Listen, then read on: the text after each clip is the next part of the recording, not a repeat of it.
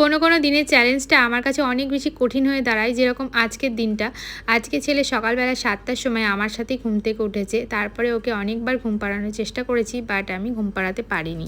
সকালে ছেলেকে নিয়ে আমি আজকে কিছুই রান্না করতে পারিনি। বর অফিস গেছে, আলু সেদ্ধ ভাত আর ডিম সেদ্ধ করে দিয়েছি। তো ছেলেদেরকে সেটাই খাইয়েছি। সেটা খাওয়ানোর পর 10টার দিকে একবার ঘুম পাড়ানোর চেষ্টা করেছিলাম। ও কান্নাকাটি করছে, জানি না কেন। আমার কোলেই থাকবে, আমি ওর কাছে থাকলে সব কিছু ঠিক আছে, বাট আমি যদি একটু রান্নাঘরে যাই তাহলে একদমই মানে আমার কাছে এসে কান্নাকাটি করছে। তারপরে যাই হোক, ফাইনালি এই 1টার দিকে ওকে স্নান টান করিয়ে কোনো রকমে ঘুম পাড়িয়ে এই যে চলে এসেছি রান্নাঘরে। আর এত বেলায় রান্নাঘরে এসে কি রান্না করব সেটা মাথাতেই আসছিল না। ফ্রিজে পনির ছিল, তাই ভাবলাম পনিরের তরকারি রান্না করি। আর আমার ছেলে যেহেতু পনির খেতে পছন্দ করে, হয়তো পনির করলে এক তরকারি দিয়েই ও ভাতটা খেয়ে নেবে। তো এই যে দেখো, এত গরম লাগছে, একটু জল খেয়ে নিলাম। আর জামা কাপড় কেচেছিলাম অনেকক্ষণ আগেই, তো সেগুলো এখন মেলে দিই। এখনই সুযোগ, যেহেতু ছেলে ঘুমাচ্ছে। আর এই যে দেখো, জামা কাপড় মেলতেই কান্নার আওয়াজ পেলাম, আর এসে দেখি উঠে গেছে।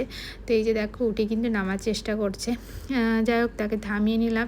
আর এই যে বড় ছেলে গেছিলো খেলতে পাশের ফ্ল্যাটে, তো সেখান থেকেও ফিরে গেছে।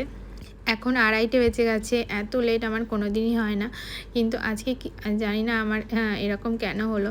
তো যাই হোক, এই যে দেখো, পনিরের তরকারি আর ডাল দিয়ে ছেলেকে খেতে দিয়ে দিলাম। আর এই যে এবার ছোটো ছেলেকেও খাইয়ে দেবো। তো আজকে এটুকুই তোমাদের সাথে শেয়ার করলাম।